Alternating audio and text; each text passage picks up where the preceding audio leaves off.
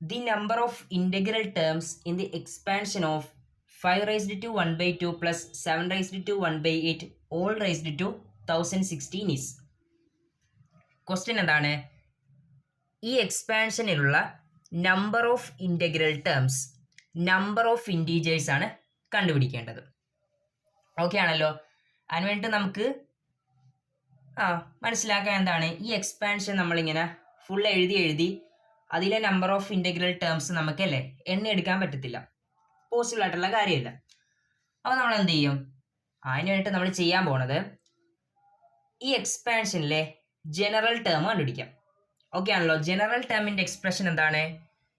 T R plus 1 is equal to N C R A power N minus R B power R. Okay ആണല്ലോ. അപ്പോൾ ഇവിടെ എന്ത് വരും?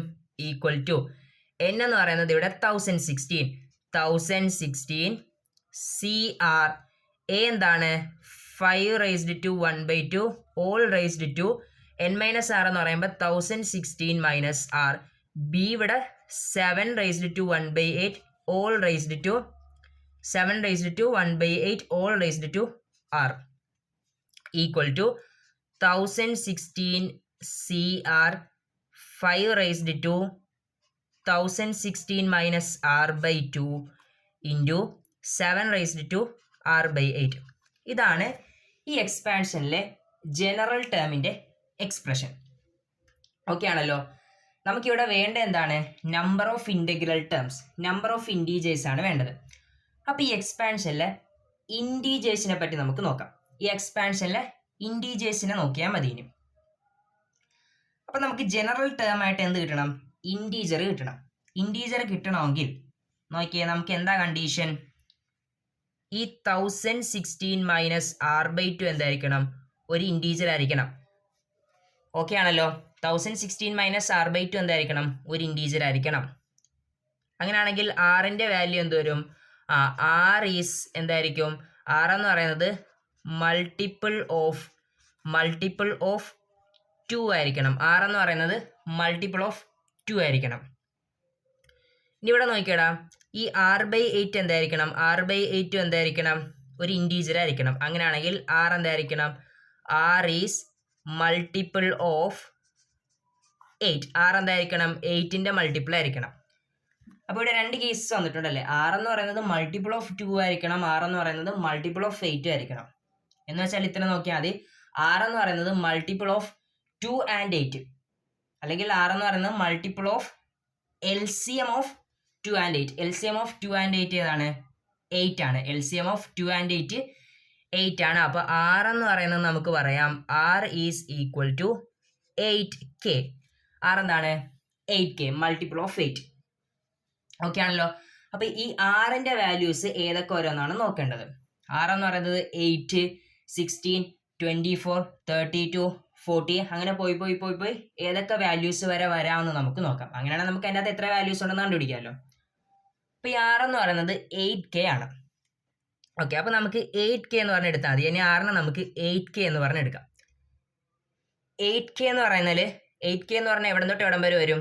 അതിനുവേണ്ടി നിങ്ങളിത് ഈ 1016 CR നോക്കിയേ. ആറിന് നമുക്കിവിടെ 0 മുതൽ 1016 വരെ കൊടുക്കാൻ പറ്റത്തില്ലേ? എന്ന് വെച്ചാൽ 8Kക്ക് നമുക്ക് 0 മുതൽ 1016 വരെ വാല്യൂസ് കൊടുക്കാൻ വേണ്ടി പറ്റും. 8K എന്താണ്? 0 മുതൽ 1016 വരെയാണ് 8Kയുടെ വാല്യൂ വരുന്നത്.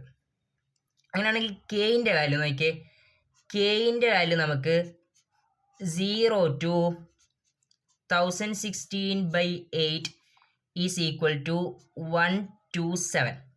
Kയുടെ വാല്യൂ 0 മുതൽ 127 വരെയാണ്. ഓക്കെ ആണല്ലോ. Kയുടെ വാല്യൂ 0 to 127 വരെയാണ്. അങ്ങനെയാണെങ്കിൽ Kക്ക് എത്ര വാല്യൂസ് ഉണ്ട്? Kക്ക് എത്ര വാല്യൂസ് ഉണ്ടടാ? അല്ലെങ്കിൽ നമുക്ക് സെറ്റാക്കി എഴുതുകയാണെങ്കിൽ Kന് ഏതൊക്കെ വാല്യൂസ് വരും? 0, 1, 2, 3 എക്സെട്ര 127. ഓക്കെ ആണല്ലോ.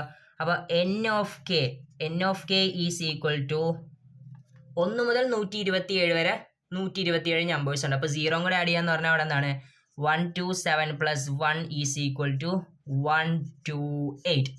ഓക്കെ ആണല്ലോ. N ഓഫ് K 128 അങ്ങനെയാണെങ്കിൽ ആറിന് എത്ര വാല്യൂസ് വരും? ആറിന് 128 വാല്യൂസ് വരും. ആറിന് 128 വാല്യൂസ് ഉണ്ടെങ്കിൽ നമുക്ക് എന്ത് പറയാം? ഈ എക്സ്പാൻഷനിൽ എന്തുണ്ട്? 128 ഇൻറ്റീജേഴ്സ് ഉണ്ട്. ഓക്കെ ആണല്ലോ.